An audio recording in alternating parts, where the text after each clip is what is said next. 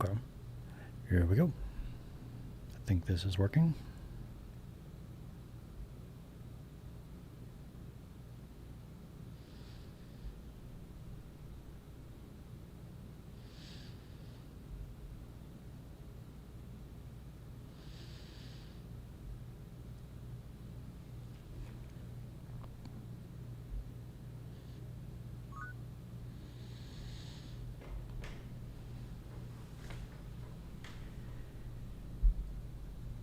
Poor connection.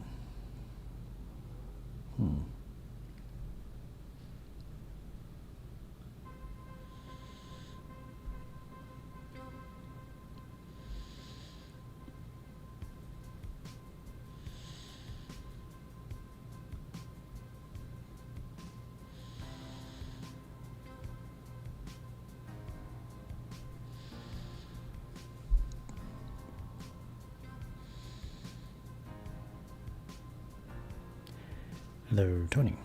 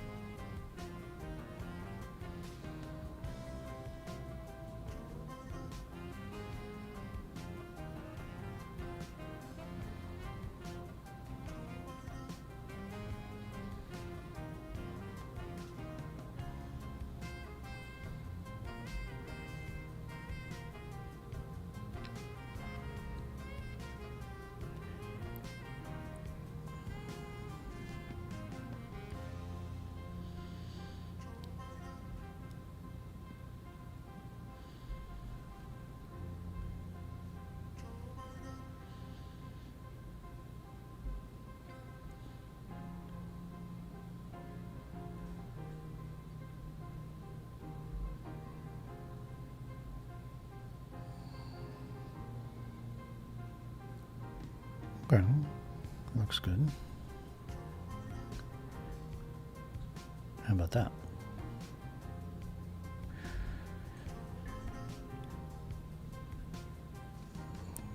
So, Tony or Kelly, hello, welcome.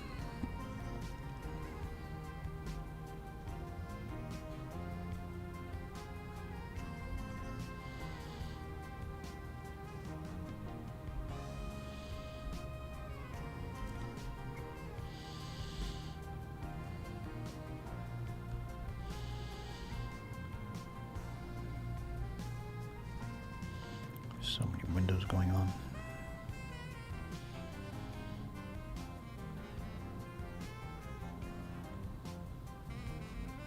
There we go.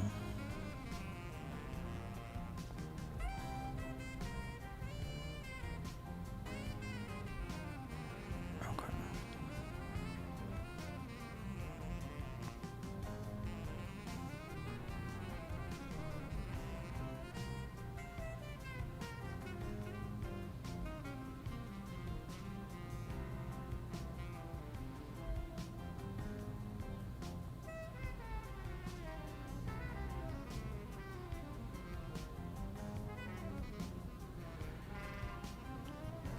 Hello, welcome.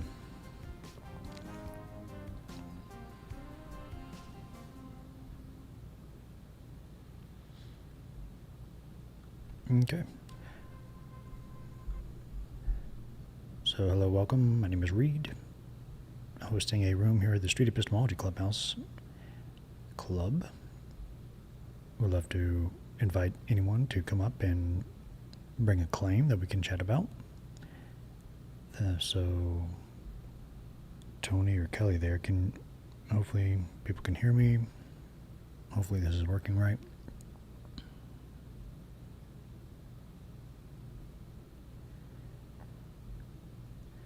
It says poor connection, try to find a stronger signal.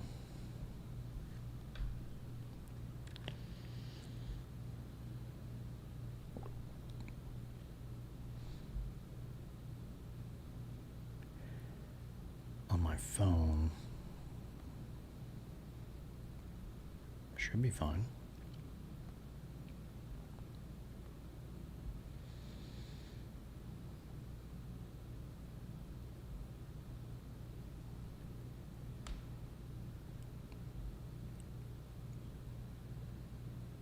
Okay, great. Hello, Edison. Hello, C. Oh, no, Rob on Twitch. Hello.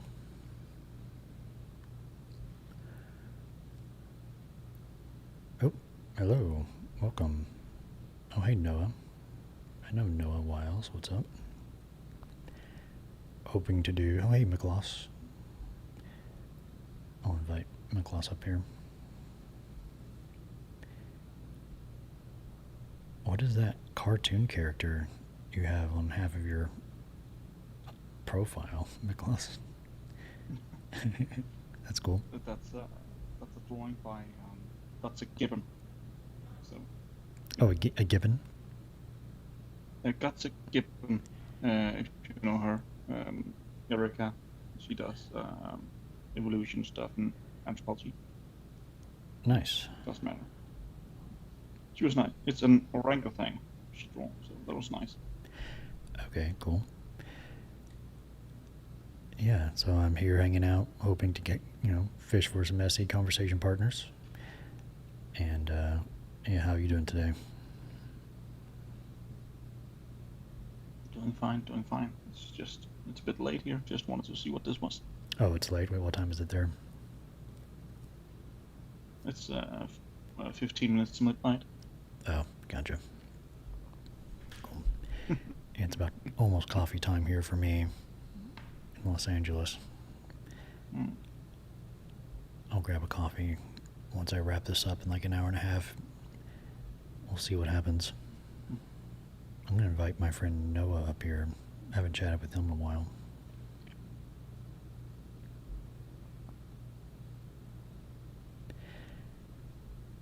Noah invited or let me know about a very similar platform to this called Blab, like years ago, back in 2015, 2016. And that's where I met a bunch of SE people. And now this is a kind of audio version of Blab. A little bit. Mm-hmm. I don't know either of those two. I'm just getting used to the interface right now, so. Yeah. I guess you had to go. But Tony and Kelly, welcome. If you have a claim, something you want to chat about, something you think is the case, I have in the title, What is True That Most People Don't Know But Should? I don't know if that's a good title, but it seems interesting to me.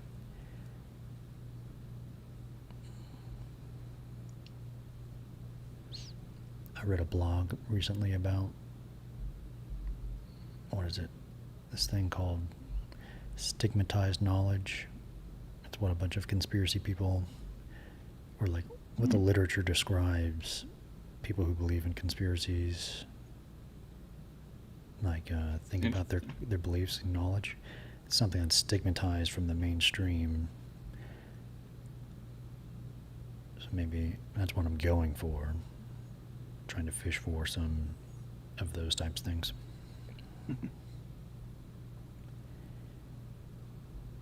Yeah.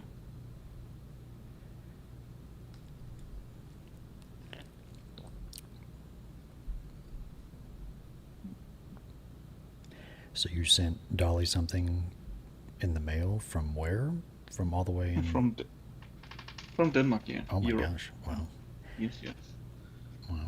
He was so kind to teach me and some others from the group that I'm in, and we decided that we want to give him a few books as a thank you note, and an apron, by the way. An apron. Awesome. Yeah, That was super nice. A gimmick.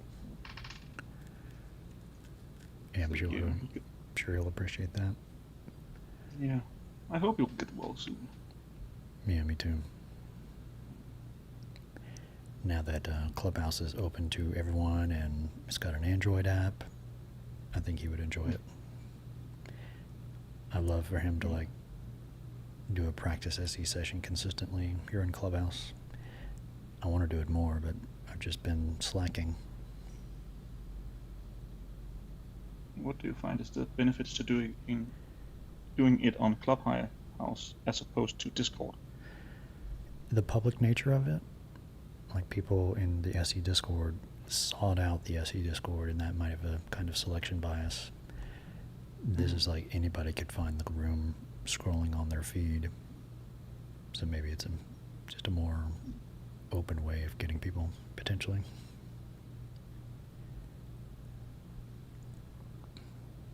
Do we know anything about what the search algorithm, how it works here, how it selects for the feeds? I don't know. When you sign up with a profile, you choose a bunch of people to follow and a bunch of interests, so maybe that goes into it. Yeah, that could be.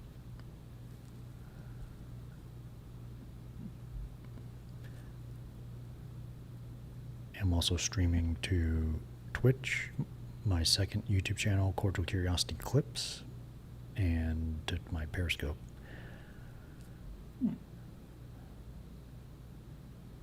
And in order to get my eye line right on my video, I've got like this little suction cup / iPad stand that I usually have in my bathroom, but I put it on my desk because it's a glass desk, and so I think it'll work. I think it's working. Seems fun. Oh, so there's camera too. Oh. Yeah, there's a camera on me, and I've got some notes, and I've got a Jamboard, a Google like post-it notes type app, whiteboard thing. Yeah. Anyway, I don't want to keep you from your slumber. Oh, I'm not going to sleep anytime soon. Oh, you're not? Okay. No, I've had 2 sick kids for a few days, so I'm wide awake now because my schedule has been on. Okay. But I'm just listening in here. Can I turn off my mic in here? So the bottom right, I think, is the mute button. Yeah, I'm using the Windows app. Oh, it might be different. Oh, Alfonso. I'm sure we'll get a bunch of people now. Hey, Alfonso. I guess I'll invite him up here. Hey. Hi, how are you? I'm doing well. How are you? Very good, thanks. Great. Yeah, so I figured I'd host a room. I haven't done it in a while. Cool. Yeah, we were just in another room. We're just closing it up. I'll be right back. Oh no, I think it's gone. Yeah, it's gone now. It's gone now? Oh no. I'll be right back. Give me a second. All right.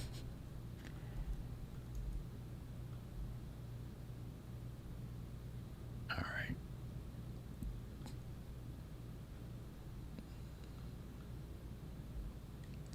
Have you posted on Twitter and other places that this is open? I have.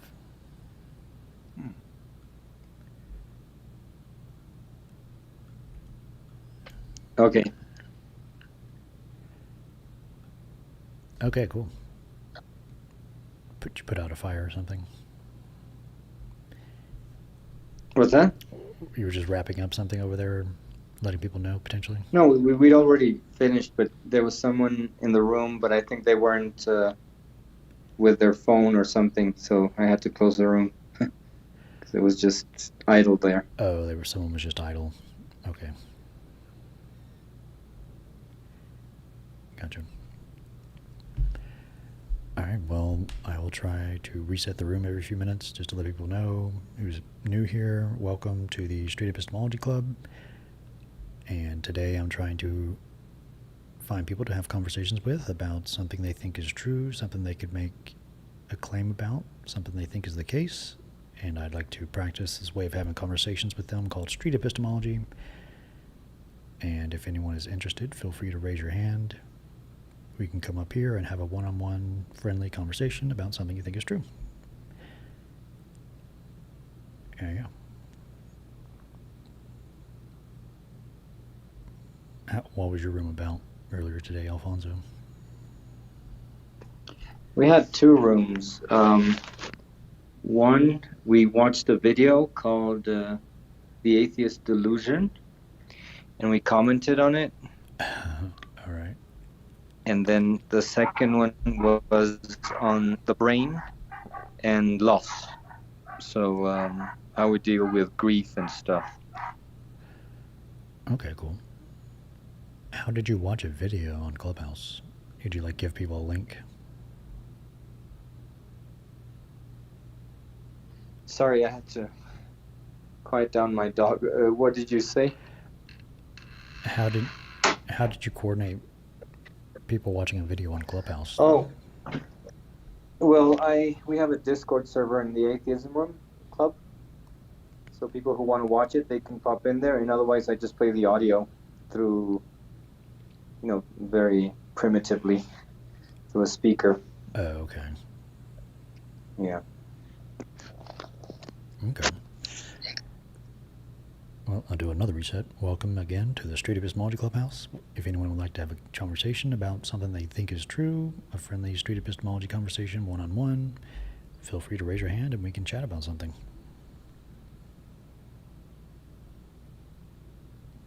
Yeah.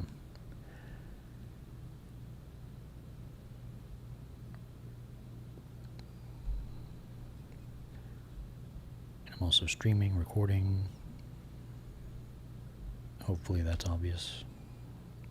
I have a little second profile called Recording Cam. It's down there. That makes it easier.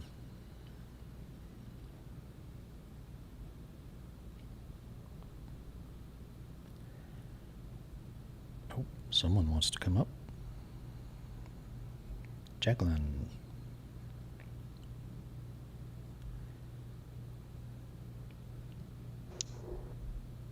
Hello, welcome. Hello, welcome. So I think solipsism is true. Solipsism is true? That's your claim? Yeah. Yes. Oh, wow. Okay. We can talk about that for a few minutes. Okay, awesome. Hang on, let me... Michlas and Alfonso, I'll put you back down in the audience for now.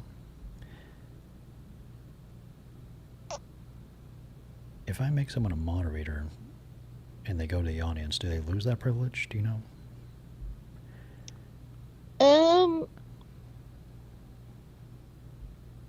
I think once you make someone a moderator, if they leave the room and then they come back in the room, I think they will come back as a moderator again. Okay. Good to know. But I don't know if it happens once they've been put back in the audience. I'll test it out later. Not important. Okay. So, yeah, well, what's your background with Clubhouse and Street Epistemology? Or do you know anyone who was up here before? I only know Alfonso. You just know Alfonso. Cool. Yep. And I know Mead and Erlee. We're down there. All right, cool. Yep. I need to meet all these people. Everyone from the Atheism Club. These are people from the Atheism Club? Yes. Nice. When did you find that club? I've been in there for a few months now. A few months, cool. Yeah. How are you liking Clubhouse? What's your favorite thing about it? Oh, I love Clubhouse. I love interactions with people and all the different rooms on all the different topics that I like. Yeah, it's a lot of fun. Getting to chat with people about really anything. It's great. And Yep.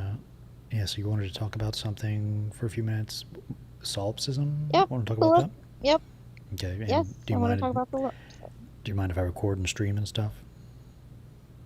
Not at all. Great. And all right, what is solipsism? What do you mean by that? That we cannot know, like if we are more than anything than a brain and a vat.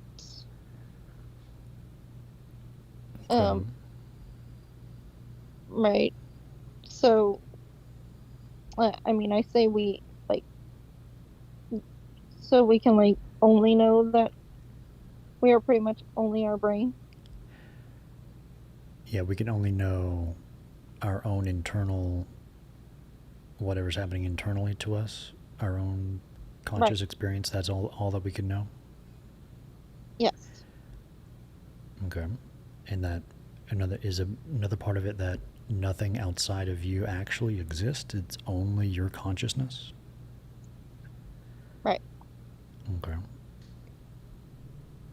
So are like you the only thing that's actually real in the universe, or is there even a universe to even talk about? It's just you and your consciousness?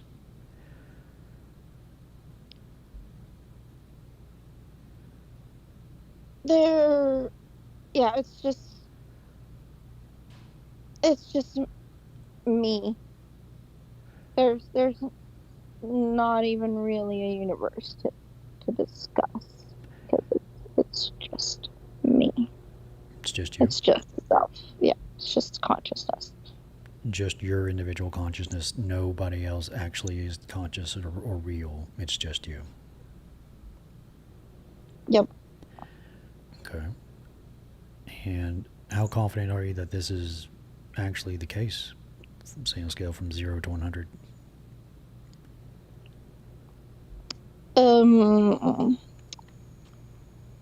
I would say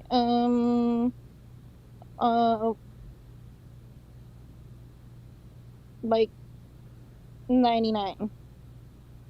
99. All right. Yeah. And what gets you to that level of confidence? What are the main reasons?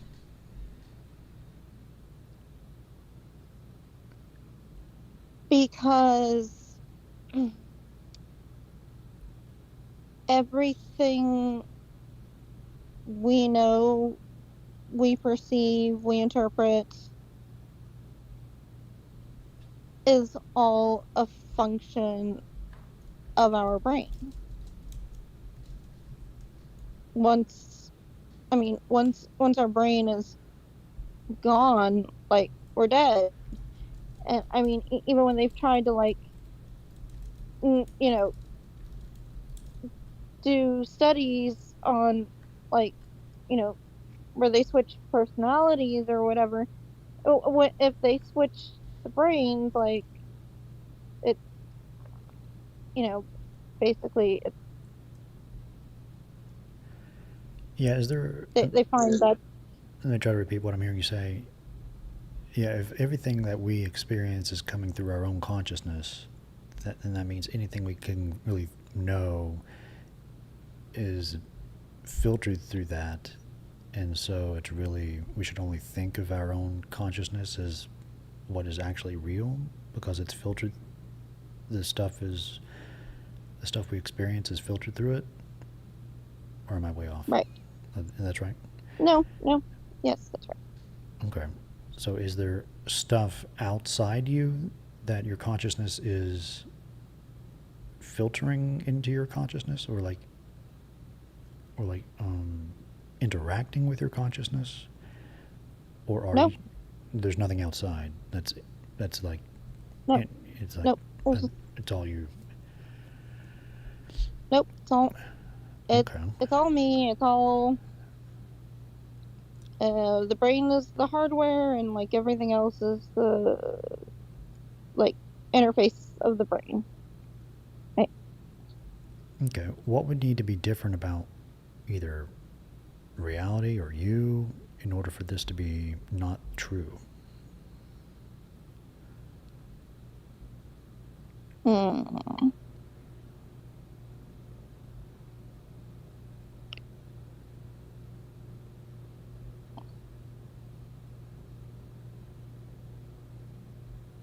Well, I don't know what would have to happen for it to not be true. But because we know everything happens in the brain. Like there's nothing that happens outside of the brain. There's nothing that happens outside of the brain. What if, hypothetically, a universe of reality existed with no brains and like stuff was happening? Would that count as like something real but not solipsistic? Does solipsism require consciousness?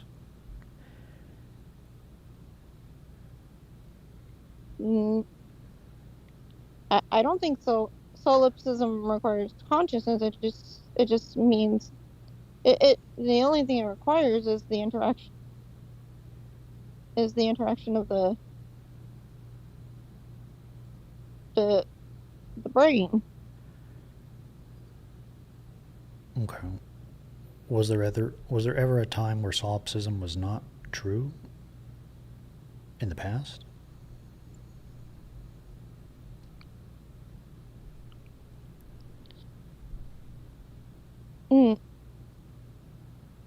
No, I don't think there ever was a time when solipsism wasn't true. Okay. Is it possible for reality to exist without any minds?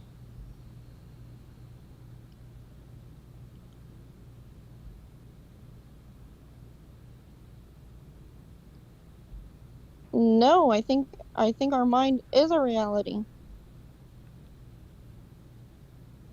Maybe if I replace the word reality with like universe or cosmos, can that thing because exist? because the fact that we have a mind is the reason why we have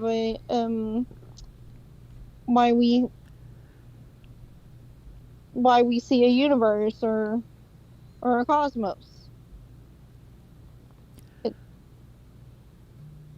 Yeah, is there an analogy you can provide? Because I think of like, if the cosmos is a room, we're inside the room. Or are we like just I don't even know how to describe it. It's not even that I exist, it's just you, and you're imagining, or you're just imagining all of this stuff you're experiencing? What causes you to imagine your experience or experience your experience? My brain's predetermined reality by my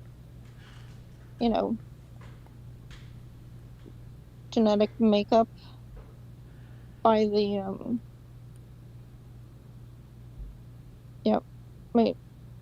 How did your brain get to its current evolved state if it's just your consciousness that exists? It's just the brain.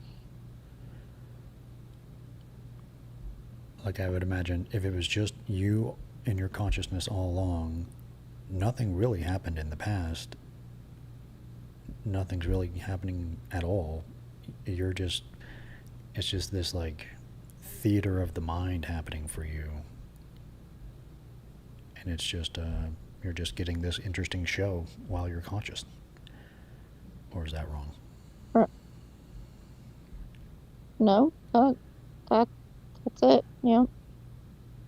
It's just All right. everything's just a theater of the mind. Okay, cool. Well, maybe we can pick up this conversation at some other point. I appreciated the conversation, Jacklyn. Okay, thank you. Thank you. Have a great day.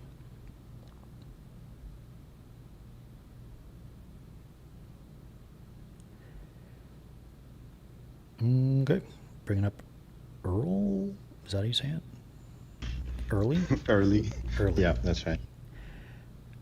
Yeah, so you and Jacklyn know each other? Yes, we share many rooms together. Yeah. Okay, cool. Did you want to comment or give any feedback for me about that, or did you want to bring up your own claim? I wanted to bring up my own claim, and just say that it's an honor to even talking to you. I watch your YouTube videos and never thought I would run into you, especially on an app. So. Oh, cool. Thank you. Appreciate it. Yeah. Mm-hmm. I have my own claim. Sure, we can chat about whatever. And in a feedback, I mean, not feedback, but I liked your interaction. There were a couple of questions there that I would not have thought of to ask her. Because that's why I kind of enjoy watching these. I thought it was a good interaction. Cool, thank you. My claim is that I believe that we could, as in future tense, we could derive morality objectively. In the future, we could derive objective morality. Yeah. And the only reason why I make that distinction is because we could probably observe that the way it's done nowadays, there are some things that are quite subjective, and people kind of derive people kind of derive their own morality based on their own beliefs or things that they've been taught, maybe influences from culture that ends up not being creating situations where we are decreasing the well-being of people, aka immoral acts, I'm calling it. So when I say future, it's just my way of making the distinction that it is not the way it's done now. Okay.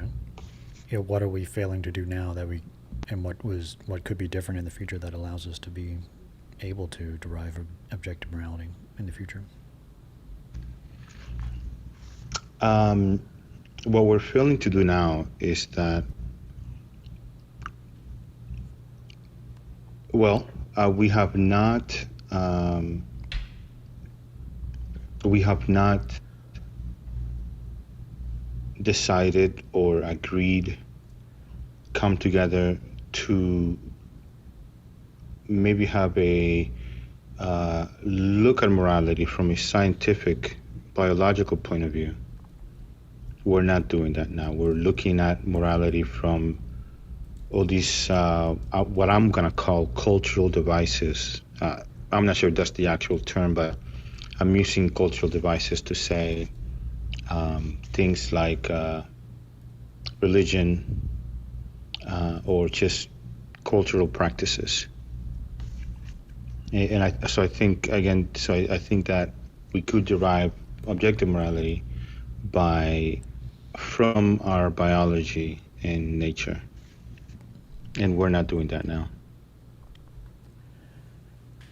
Okay, so right now, currently, we're getting a lot of our morality from culture, potentially, our norms and practices, maybe coming from religion a little bit.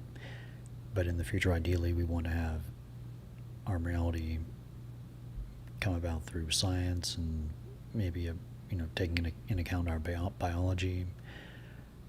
So, all right, morality is Let me think.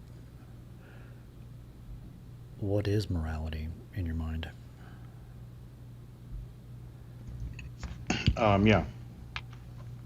As of right now, the best way that I can describe it is the increase of well-being and the decrease of unnecessary suffering. That is understanding that sometimes we may suffer, or we may want to suffer, if there's a net positive. But we definitely don't want something where it's net negative. Yeah. Okay, morality is the project of increasing well-being or decreasing unnecessary suffering for just humans? Yeah, so this is, I'm gonna dare say that for all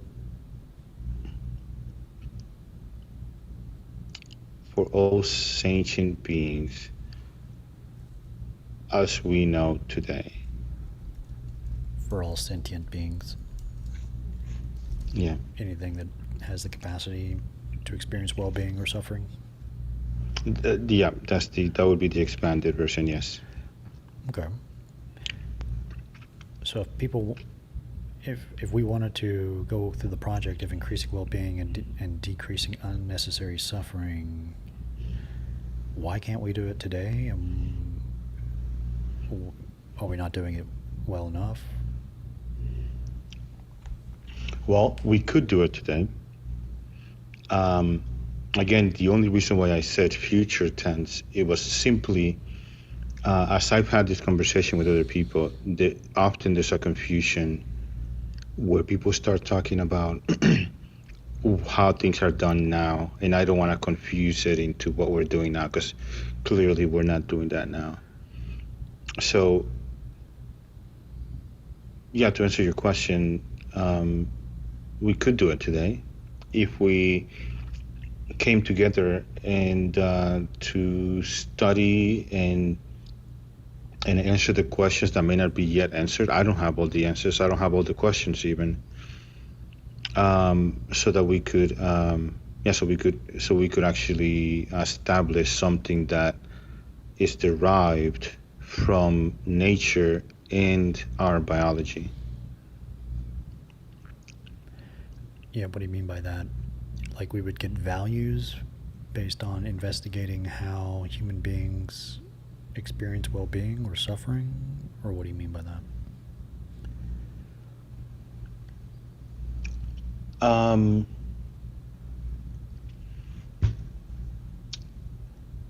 So, I like to be as precise as possible with my words.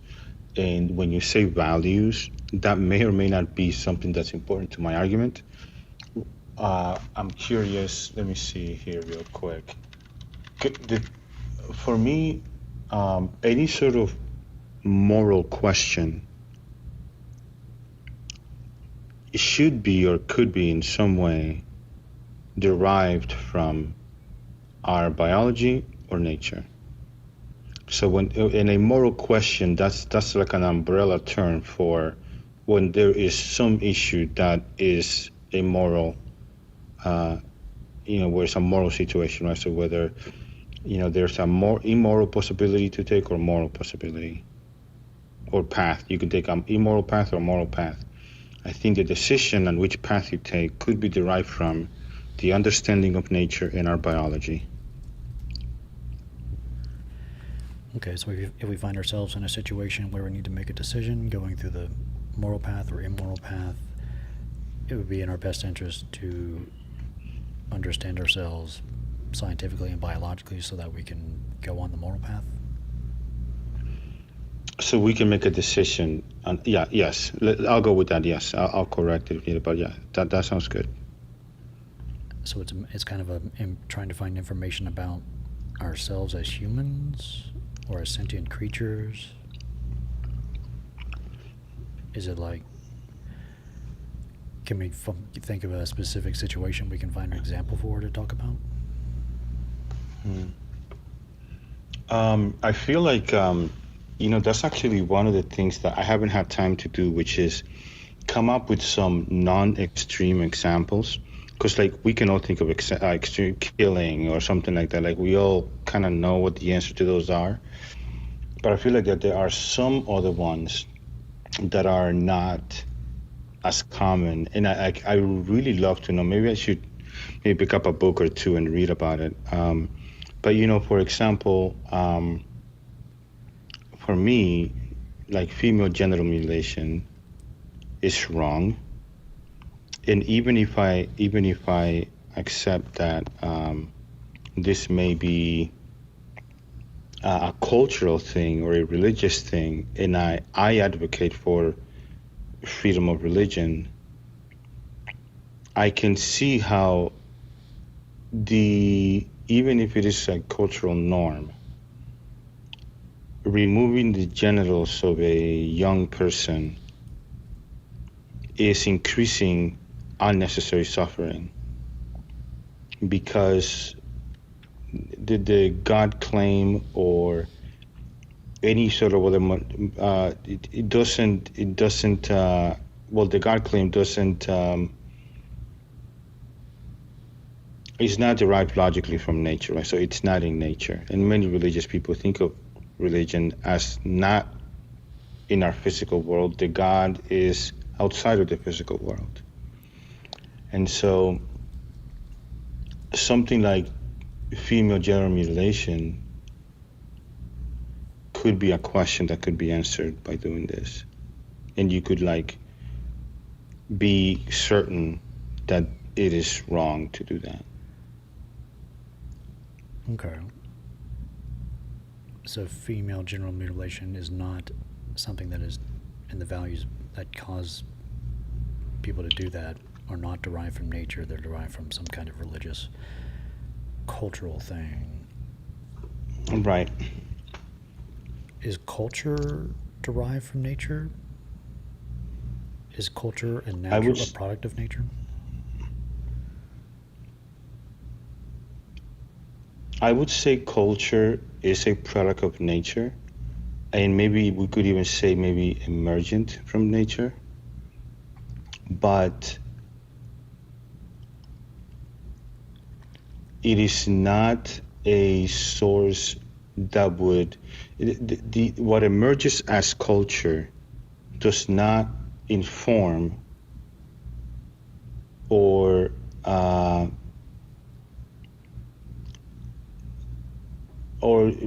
does not inform as far as the well-being of a human being.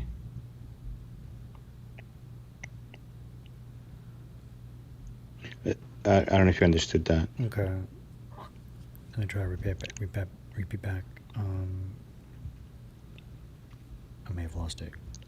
We're wondering about if culture is a good source for finding values or finding ways to increase well-being or decrease unnecessary suffering, or should we go with nature?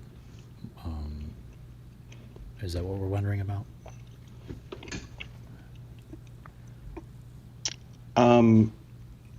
I don't want to say that because culture arises from nature, that culture is okay to it's okay to derive moral answers from culture, because the things that can come up within culture do not necessarily tie back to nature or to our biology. Okay. So the female genital mutilation question, say, a Muslim in Africa family has a daughter, they're in this fundamentalist version of Islam, but then someone comes along saying, no, we should appeal to nature to find our morality. What would this person try to say to this Muslim family? So the thing is that goes back to what the distinction I was trying to make earlier, that what we're currently doing is not that. So that family in Africa, if they are in fact trying to be as objective as possible,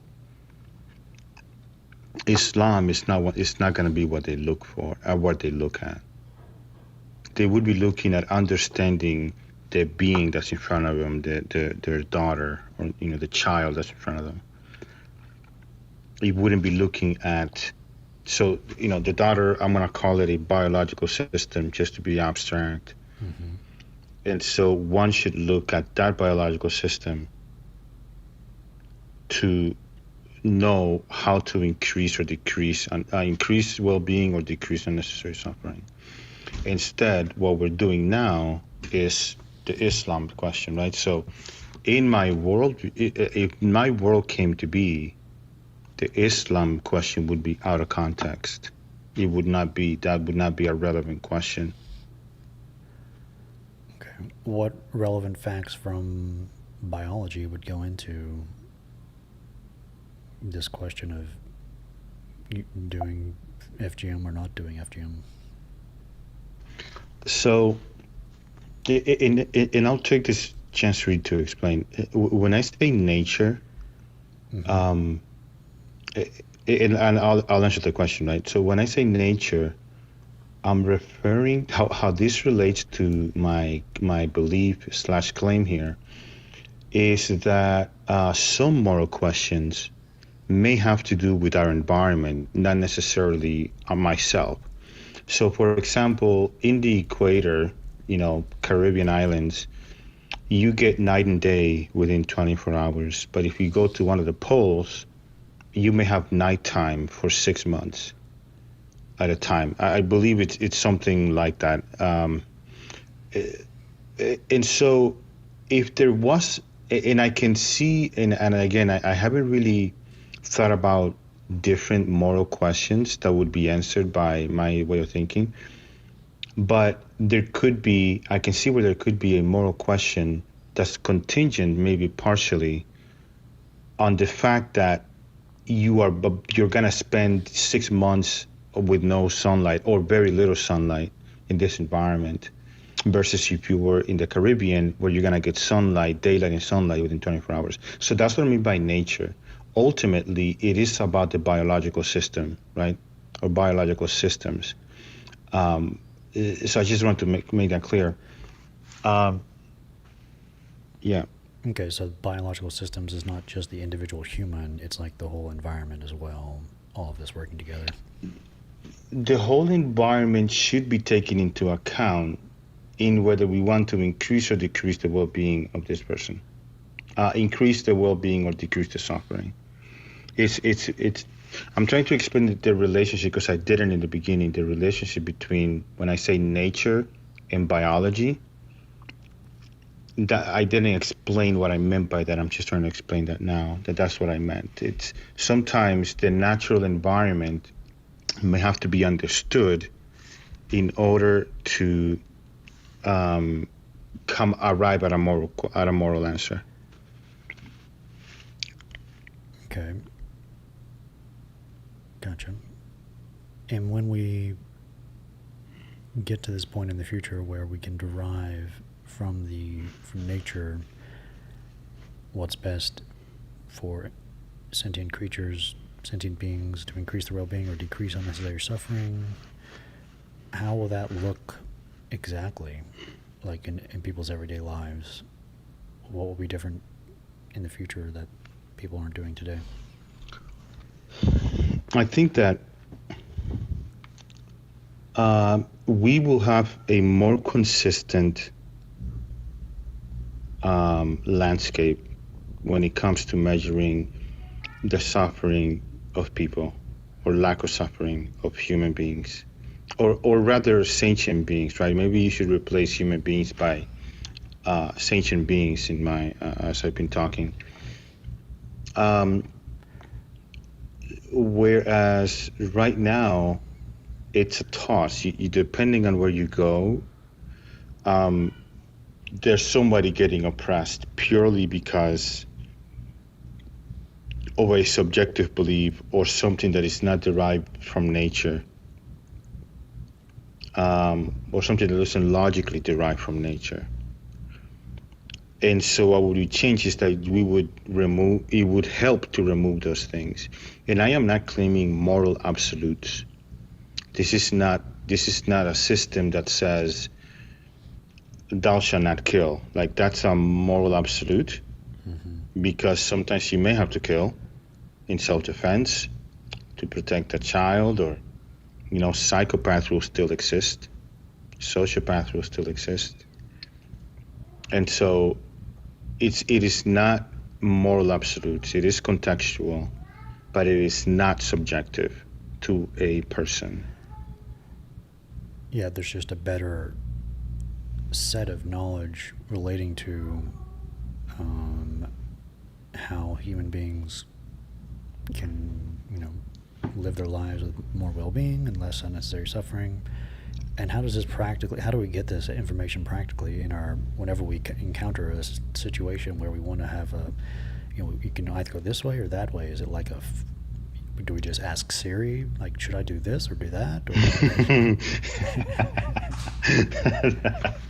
That's great. So, but I actually have thought about this partially. I think that there's two things.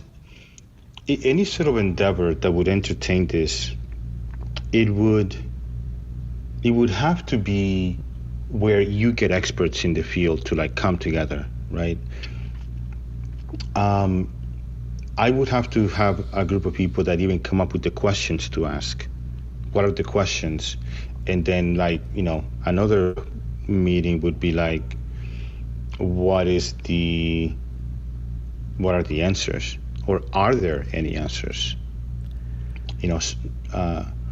So the way I see this implemented, it could be put into a system where the system takes variables and it gives a best suggestion or best calculation. But that is something that I am thinking I'm thinking about this very,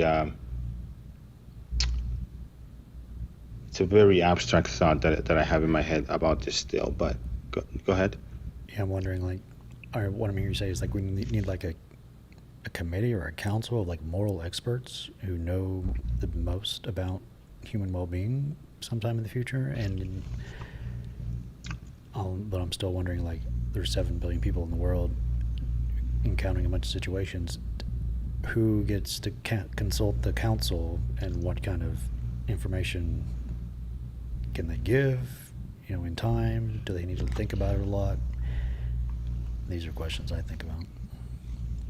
Yeah, no, that's a good question. And there's nothing about this that is needing to be super, it's all done reasonably, right? So for me, the way I would see it, it wouldn't be a moral council that's an expert on well-being. It would be a council that's experts on the biological systems in question. I don't think that there should be someone with the moral arbiter title. It would just be people that are experts on the biological systems. And the knowledge from these biological systems is how we would derive at the answers. We could know what are the things that increase stress levels, what are the things that decrease stress levels, what is oppression, when is oppression, so I guess maybe some philosophical people may have something to say about it too, maybe should some things be oppressed. But for the most part, it would be about understanding the biological systems. As the way I think about it right now, no, there wouldn't be a moral arbiter. It would just be people that are experts on biological systems. People who are experts on biological systems. Okay. Well, cool. Well, I have more questions, but I think this is a good time to wrap it up, and potentially I'll try to do more of these clubhouses, and maybe we can pick it up later. Yeah. I'll be happy to read. That'd be great. Awesome. Thank you for your time. Thanks, Erlee. Right? Is that right? That's right. Cool. All right. Anyone else interested in having a short conversation about something they think is true? Would love to practice street epistemology, this way of having conversations where I do, a Socratic style where I ask questions to help get clarity and help people reflect on their reasons. Feel free to raise your hand if you want to talk about something, or else I might wrap it up. Did you want me to go to the audience? I can step down. Or I can... Yeah, sure thing, Erlee. Thanks.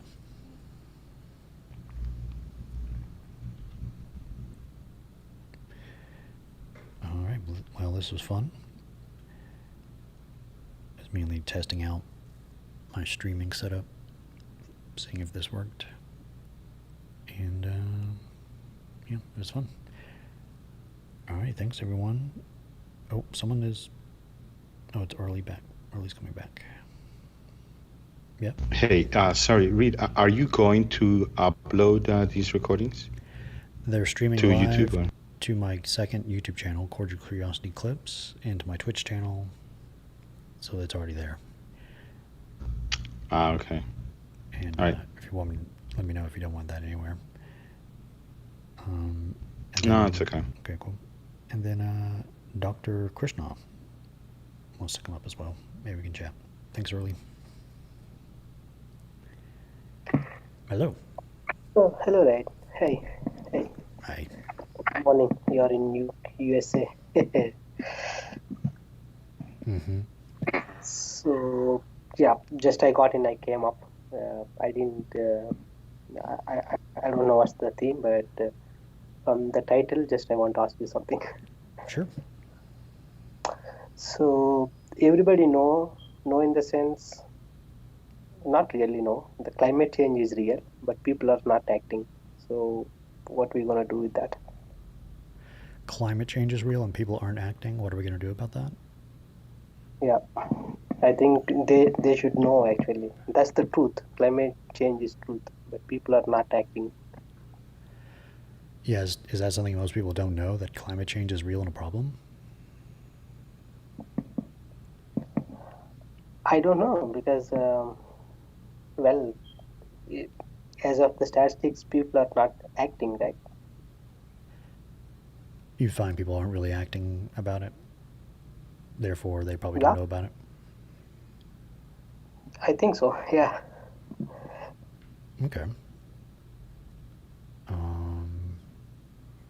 How could we figure... Well, is that true? Yes, it's kind of two questions. That, is it true that people don't know about it? Or they don't care about it? Or don't know about it? Or is it true that climate change is actually real? Or is actually a problem? Which one of these questions do you want to talk about? Climate change is real, but I'm not sure people really know or they don't know. That's the thing. But everybody should know that it is real and act upon that. Okay.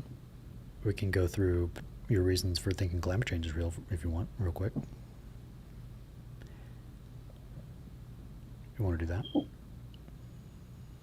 Come again? You want to talk about why you believe climate change is real? That's from the scientific data. That's the ice is melting never before, and we have different seasons, like the summers are too hot, and we have floods, unexpected floods. This is all due to the climate change. The scientific community has data on it, and they're experts on it. For example, the ice melting in the caps, polar ice caps. They're melting, I assume, faster and more in volume than has been happening in the past. Yes. And that's causing various weather changes and climate changes, like unexpected floods and stuff. Yeah. All right. Gotcha. Well, cool. Because it looked like the media talks all the time, but I'm not sure how much people getting that actually.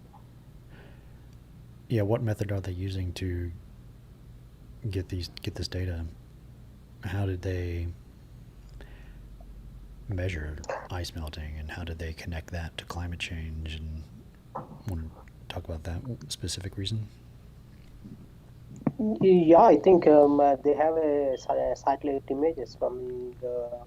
I mean, if you follow different years, how things changes based on the every year data, they can conclude what's coming actually in the future. Oh, we have like satellites up there taking pictures every either Yes. day, or there's a lot of pictures, and they can measure the ice based Yeah. on the photos. Yeah. How long has that been happening?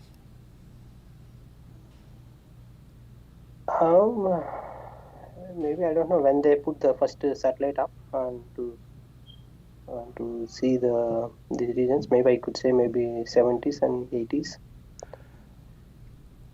Okay, so about 4 or 5 decades or so. And this amount of data is good enough to track the amount of ice change. Do we know how much ice was happening in the 80s versus how much ice is happening now? Yes, they can compare it. They have data. Is it like there's like however much the most we had in the 80s, let's say that's like 100%, are we down to like less than 50% of ice now than what it was, or 90? Where would it need to be in order to be like a really big problem? I need to dig into the data, but yeah, this is the part actually how to take that to the common people, climate change. Because one way, what they could feel is I mean, not everybody feel ice melting for sure, and that's not their daily job. What they could see in their daily thing is that the climate change in front of them, like the summer become too hot, the rainies become too rainy, unwanted floods. So can we connect these things to the people to say these are happening due to the climate change? Yeah, what's the big deal with the ice caps melting? What's the problem with that? If it starts melting, then the sea will rise.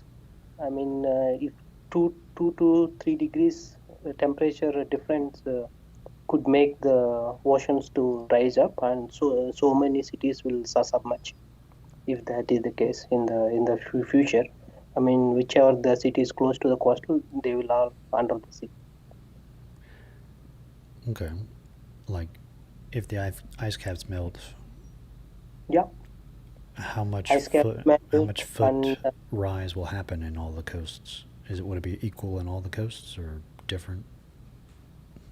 that I don't know. I need to look at the data, but at least from the scientific predictions, based on the how much rise will submerge some of the cities. I mean, they even predicted some uh, 20, if it goes same trend like the 2040 or 50, we may not see some of the cities, and they will all submerge in the sea. Scientists So predict that we may have like cities, and by 2040, by 2050, they might be like severely flooded. yes, even the temperature rise of 2 to 3 degree could affect very strong. I mean, that looks like okay, but in overall scale, and there is one documentary. What if 6 degree rise in temperature? And they talked about. I mean, that's more scientific way of predicting based on the data. Okay, gotcha. But the thing is that how could we take that into the common man? Like everybody should know that actually. Yeah, I guess more Netflix documentaries or what, ads on Facebook. I don't know.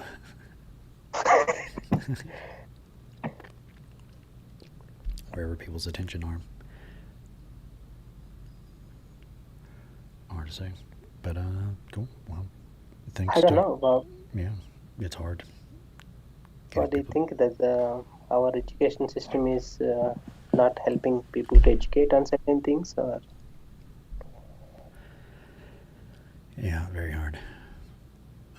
Yeah. Cool. Well, thanks, Dr. Krishna. Is that right? Yeah. Yeah.